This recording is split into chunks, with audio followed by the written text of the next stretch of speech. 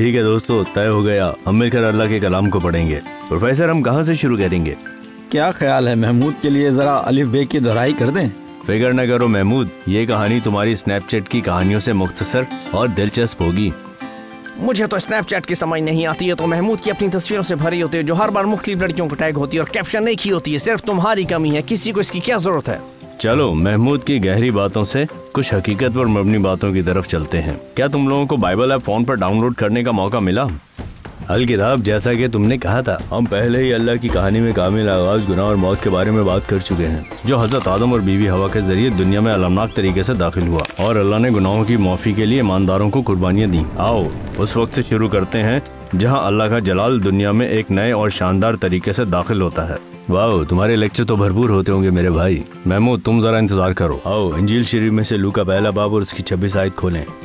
میں دعا کروں گا اور موسیٰ تم ہمارے لیے یہ حوالہ پڑھو گے۔ اے اللہ، جب ہم تیرے کلام میں سے تجھے مزید جاننے کے لیے سیکھتے ہیں تو ہمیں سمجھ عطا کر، آمین۔ ٹھیک ہے، چلو شروع کریں۔ بسم اللہ۔ الشبہ 6 ماہ سے امید سے تھی جب اللہ نے جبرائیل فرشتے کو ایک کنواری کے پاس بھیجا جو ناصرت میں رہتی تھی۔ ناصرت گلیل کا ایک شہر ہے اور کنواری کا نام مریم تھا۔ اس کی منگنی ایک مرد کے ساتھ ہو چکی تھی جو داؤد بادشاہ کی نسل سے تھا اور جس کا نام یوسف تھا۔ فرشتے نے اس کے پاس آ کر کہا، اے خاتون جس پر رب کا خاص فضل ہوا ہے، سلام، رب تیرے ساتھ ہے۔ مریم یہ سن کر گھبرا گئی اور سوچا یہ کس طرح کا سلام ہے، لیکن فرشتہ نے اپنی بات جاری رکھی اور کہا، اے مریم مت ڈر، کیونکہ تجھ پر اللہ کا فضل ہوا ہے، تو امید سے ہو کر ایک بیٹے کو جنم دے گی، تجھے اس کا نام عیسیٰ نجات دینے والا رکھنا ہے۔ وہ عظیم ہوگا اور اللہ تعالیٰ کا فرزند کہلائے گا۔ رب ہمارا خدا اسے اس کے باپ دادا داؤد کے تخت پر بٹھائے گا اور وہ ہمیشہ تک اسرائیل پر حکومت کرے گا، اس کی سلطنت کبھی ختم نہ ہوگی۔ یہ کیوں کر ہو سکتا ہے؟ ابھی تو میں کنواری ہوں۔ اور فرشتہ نے جواب دیا، روح القدس تجھ پر نازل ہوگا، اللہ تعالیٰ کی قدرت کا سایہ تجھ پر چھا جائے گا، اس لیے یہ بچہ قدوس ہوگا اور اللہ کا فرزند کہلائے گا۔ میں رب کی خدمت کے لیے حاضر ہوں، میرے ساتھ ویسا ہی ہو جیسا آپ نے کہا ہے۔ ان ایام میں روم کے شہنشاہ اگسطس نے فرمان جاری کیا کہ پوری سلطنت کی مردم شماری کی جائے۔ یہ پہلی مردم شماری اس وقت ہوئی جب کورنیس شام کا گورنر تھا۔ ہر کسی کو اپنے وطنی شہر میں جانا پڑا تاکہ وہاں رجسٹر میں اپنا نام درج کروائے۔ چنانچہ یوسف گلیل کے شہر ناصرت سے داؤد کے شہر بیت لحم پہنچا، کیونکہ وہ داؤد بادشاہ کے گھرانے اور نسل سے تھا، تاکہ وہ اپنے نام کو رجسٹر میں درج کروائے، اور اس کی منگیتر مریم جو حاملہ تھی اس کے ساتھ تھی۔ معاف کرنا، لیکن سرائے میں کوئی جگہ نہیں ہے، میں صرف یہ استبل دے سکتا ہوں اگر تم وہاں رہنا چاہو۔ اس رات کچھ چرواہے قریب کے کھلے میدان میں اپنے ریوڑوں کی پہراداری کر رہے تھے۔ اچانک رب کا ایک فرشتہ ان پر ظاہر ہوا اور ان کے ارد گرد رب کا جلال چمکا۔ یہ دیکھ کر وہ سخت ڈر گئے، لیکن فرشتے نے ان سے کہا، ڈرو مت، دیکھو میں تم کو بڑی خوشی کی خبر دیتا ہوں جو تمام لوگوں کے لیے ہوگی۔ آج ہی داؤد کے شہر میں تمہارے لیے نجات دہندہ پیدا ہوا ہے، یعنی مسیح خداوند، اور تم اسے اس نشان سے پہچان لوگے، تم ایک شیر خوار بچے کو کپڑوں میں لپٹا ہوا پاؤ گے، وہ چرنی میں پڑا ہوا ہوگا۔ آسمان کی بلندیوں پر اللہ کی عزت و جلال، زمین پر ان لوگوں کی سلامتی جو اسے منظور ہیں۔ آؤ ہم بیت لحم جا کر یہ بات دیکھیں جو ہوئی ہے، جو رب نے ہم پر ظاہر کی ہے۔ بس انہوں نے جلدی سے جا کر دیکھا اور وہ بات جو اس لڑکے کے حق میں ان سے کہی گئی تھی مشہور کی، اور مریم ان سب باتوں کو اپنے دل میں رکھ کر غور کرتی رہی۔ پھر چرواہے لوٹ گئے اور چلتے چلتے ان تمام باتوں کے لیے اللہ کی تعظیم اور تعریف کرتے رہے جو انہوں نے سنی اور دیکھی تھی، کیونکہ سب کچھ ویسا ہی پایا تھا جیسا فرشتے نے انہیں بتایا تھا۔ مجھے ساری باتیں سمجھ نہیں آئی، لیکن کیا یہ سچی کہانی ہے؟ یہ کیسے ممکن ہے کہ میں نے یہ کہانی پہلے نہیں سنی؟ ایک منٹ رکو، میرے ذہن میں سوالات ہیں۔ جیسے کہ ہونے بھی چاہیے، کیوں نہ ہم اس سوال سے آغاز کریں، تم لوگوں کے خیال میں اللہ اس کہانی میں کیا کر رہا ہے؟ وہ ایک نئی شاندار ایکشن فلم کے ٹریلر کی طرح مسیح کی پیدائش کا اعلان کر رہا ہے، اور نجات دینے والا اللہ کا بیٹا۔ ہم اس پر بعد میں آتے ہیں۔ موسیٰ، تمہارے خیال میں اللہ اس کہانی میں کیا کر رہا ہے؟ یہ کہ مسیح کا اس دنیا میں آنا انتہائی اہم ہے اور اس کی آمد دنیا کے لیے ایک نئی خوشی لائے گی۔ ساری تفصیلات کے ساتھ مجھے یوں لگ رہا تھا میں کہانی کا حصہ ہوں۔ جب مجھے محسوس ہوا کہ مجھے خود انجیل کا مطالعہ کرنا چاہیے تو مجھے بھی ایسا ہی لگا تھا کہ جیسے میں اس کہانی کا حصہ ہوں اور سب کچھ حقیقت میں ہو رہا ہے۔ اللہ اس کہانی میں اور کیا کر رہا ہے؟ فرشتہ اعلان کرتا ہے، میں تمہیں بڑی خوشی کی بشارت دیتا ہوں جو ساری امت کے واسطے ہوگی۔ میں تمہیں بڑی خوشی کی بشارت دیتا ہوں جو ساری امت کے واسطے ہوگی۔ کیا کسی کو اگلا جملہ یاد ہے؟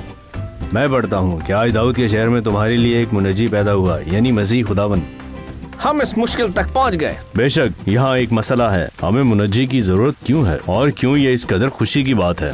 مجھے کیا معلوم؟ میرے دوستو، آپ لوگوں کو یاد ہوگا میں نے کہا تھا کہ ہم میں سے ہر شخص کا سب سے بڑا مسئلہ یہ ہے कि हमारे गुनाह अल्लाह की बेइज्जती करते हैं और हमारी जिंदगी में तोड़ फोड़ पैदा करते हैं। जैसा कि हमने पहले बात की, गुनाह पर अल्लाह का कहर मौत लाता है, लेकिन वो कहर हम सब के खिलाफ होगा क्योंकि कोई भी बेगुनाह नहीं। बिल्कुल। जरा रुको, क्या मतलब? लेकिन क्या इसी वजह से अल्लाह ने नबियों को कुर्बानियां नहीं दी? मूसा, मेरा ख्याल है तुम अल्लाह के मंसूबे को समझने लगे हो। बिल्कुल दुरुस्त। जानवर मौत के नतीजे को सहते हैं और इंसानों को माफी मिल जाती है, जैसा कि हमने बात की थी, याद है? लेकिन इसका मसीह की पैदाइश से क्या ताल्लुक है? महमूद, क्या तुम्हें हजरत इब्राहिम की कहानी में जानवर की मौत के मुतालिक अपना सवाल याद है? एक जानवर नामुकम्मल है, ये किस तरह हमारे गुनाहों को ढांपने और अल्लाह की इज्जत को कायम रखने की कुदरत आती है। अल्लाह ने रिहाई और निजात का एक मुकम्मल मंसूबा बनाया जो सारी उम्मत के लिए खुशी की बिशारत है। एक बार फिर प्रोफेसर, ये मंसूबा है क्या? मसीह में अल्लाह मुकम्मल माफी के जरिए अपने फजल को इस दुनिया में लाता है जो हमें अब्दी जिंदगी तक पहुंचाता है। लेकिन ये माफी किस तरह अमल में आती है? जब हजरत आदम और बीवी हवा ने उस दरख्त का फल खाया तो अल्लाह ने उन्हें एक अजीब वादा दिया। अल्लाह ने वादा किया कि एक दिन मसीह इस दुनिया में आएगा और बदी और उसके माखज़ को तबाह कर डालेगा, लेकिन ये बदी उसे भी हलाक कर देगी। मुझे समझ नहीं आई। ना ही हजरत आदम और बीबी हवा को। और अल्लाह ने नबियों की मार्फत मसीह से मुताल्लिक एक और वादा फरमाया कि जब मसीह को कत्ल कर दिया जाएगा तो वो एक बादशाह की सूरत में वापस आएगा और नेक और बद की अदालत करेगा।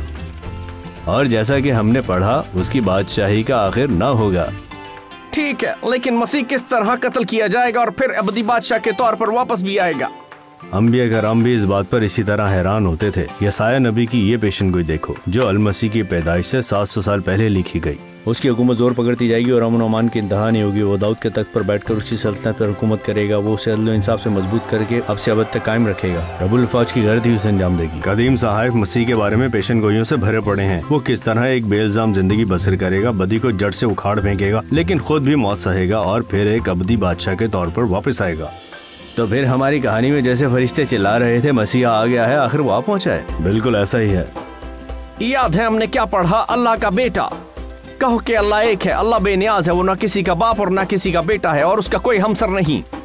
ठीक है, तुम लोग क्या सोचते हो? क्या तुम्हें नहीं लगता कि ये नाम अल्लाह का बेटा कुछ इस्ताराती माने रखता है? हम सब कुरान की इस आयत से वाकिफ हैं, लेकिन मुझे इसमें और जो कहानी हमने अभी पढ़ी है इनमें कोई इख्तिलाफ नहीं लगता। ये तो साफ जाहिर है कि अल्लाह ने बीबी मरियम से शादी नहीं की कि इनसे मसीह पैदा हुआ। ये इंजील में लिखा है कि वो अल्लाह के रूह के वसीला से हामला हुई। मुझे मुकम्मल तस्वीर देखना बड़ा मंतकी लग रहा है। दोस्त, ऐसी है जैसे हम कहते हैं कौम का बेटा ये एक इस्तारा है। हमारा हरगिज़ ये मतलब नहीं होता है कि इसकी माँ की मुल्क से शादी हुई है। जैसे कोई किसी मुल्क से ताल्लुक रखता है और उसकी नुमाइंदगी भी करता है। बिल्कुल, जैसे यीशु भी अल्लाह से है और अल्लाह की नुमाइंदगी करता है।